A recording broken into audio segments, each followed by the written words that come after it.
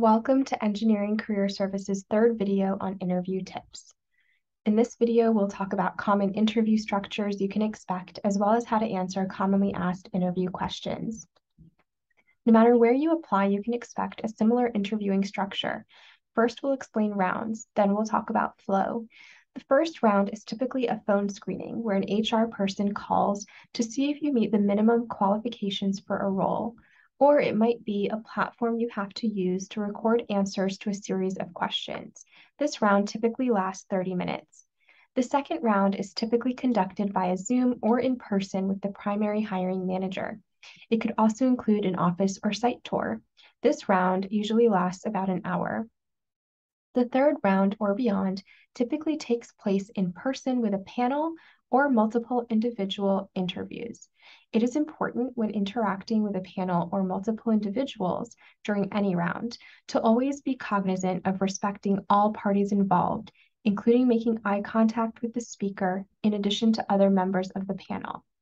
Making eye contact with everyone subtly communicates respect for all participants and ensures you understand that everyone will have input on who is hired.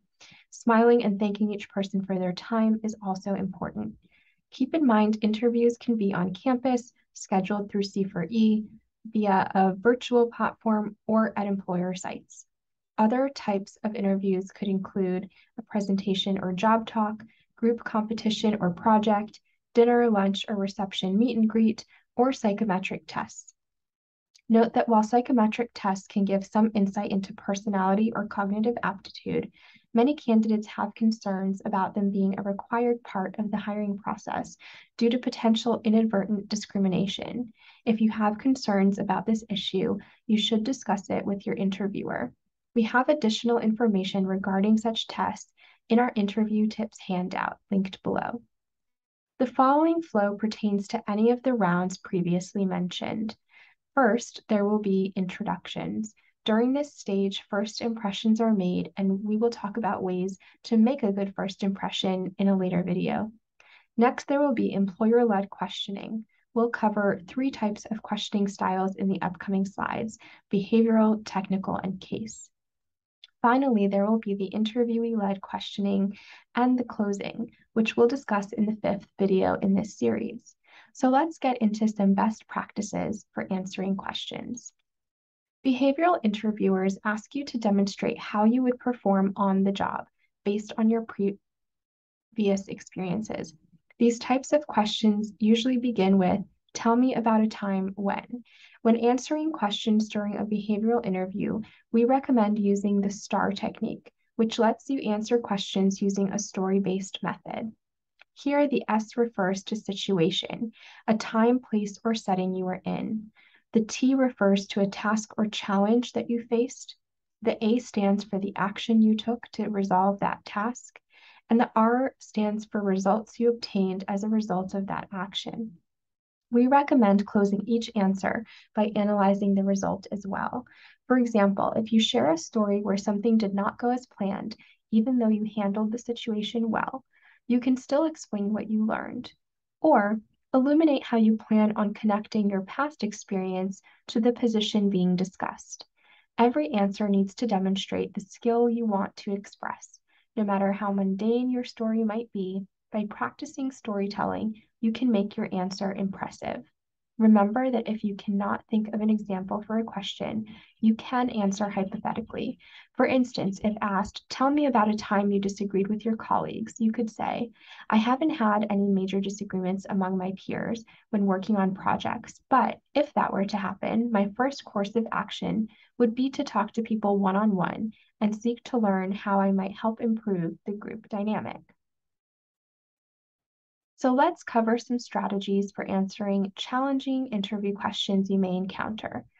First, we want to emphasize that if you receive a challenging question, it is always acceptable to say, "That's a great question," and briefly pause before answering.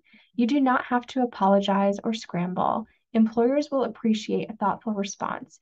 However, here are some ways to answer questions that are commonly asked. Tell me about yourself, otherwise known as the elevator pitch. An approach to answering this question is explaining where you've been, in other words, your past experiences and education, where you are now, what you're currently doing or looking to do, and what you have to offer, what skills you'd like to use on the job. This could sound like, I'm currently a junior in the bioengineering program at Maryland. Last summer, I interned in the NIH oncology lab and learned the value of collaboration as a researcher, which inspired me to pursue work in Maryland's virology lab. I'm looking forward to working at a company where I could put my research and teamwork skills to good use.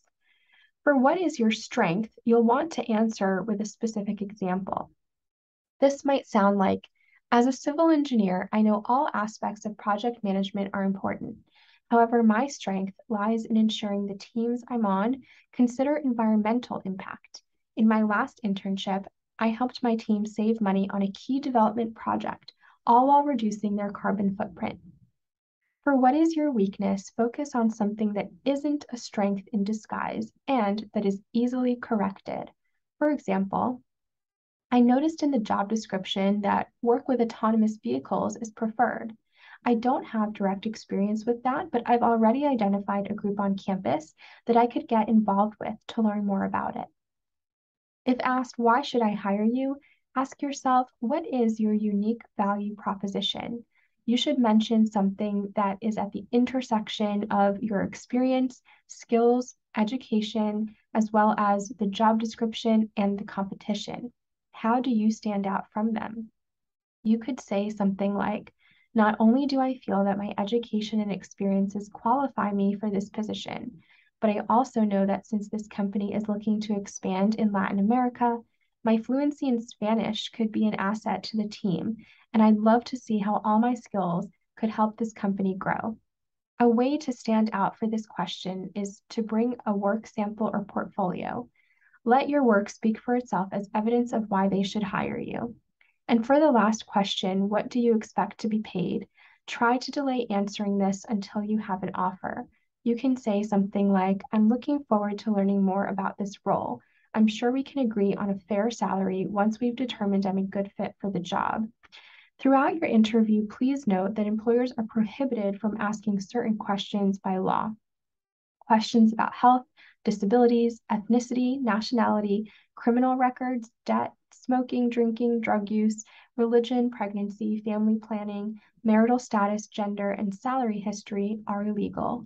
Knowing your rights during an interview and checking out questions employers can or can't ask is helpful. You can look for more in the links below. In addition to behavioral interviews, you may encounter technical and case interviews. Employers use these types of interviews to gauge your problem-solving skills, your ability to think under pressure, and your technical knowledge in your chosen field. Technical interviews will focus on your knowledge of a particular subject, and case interviews will be used by consulting firms to test your ability to see problems from all angles. For both types of interviews, identify the problem or problems, build a problem-driven structure, lead the analysis, and provide recommendations. The point of these kinds of interviews is to show your thinking. If you need to, ask clarifying questions, think out loud, and show how you go about solving a problem. If possible, approach a problem from all angles you can think of, such as market, financial, strategic, for example. For case interviews in particular, it's helpful to use frameworks.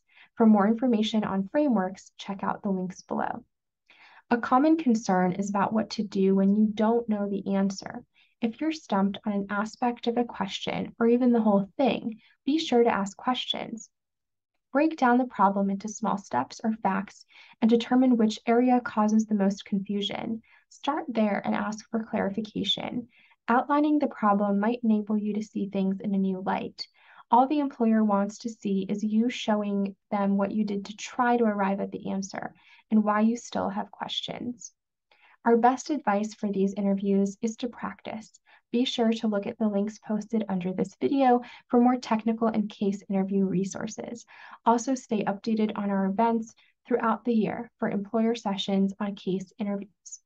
With this information, you'll know what to expect during an interview, as well as how to answer questions. In our next video, we'll share our top tips for how to prepare the night before and day of your interview.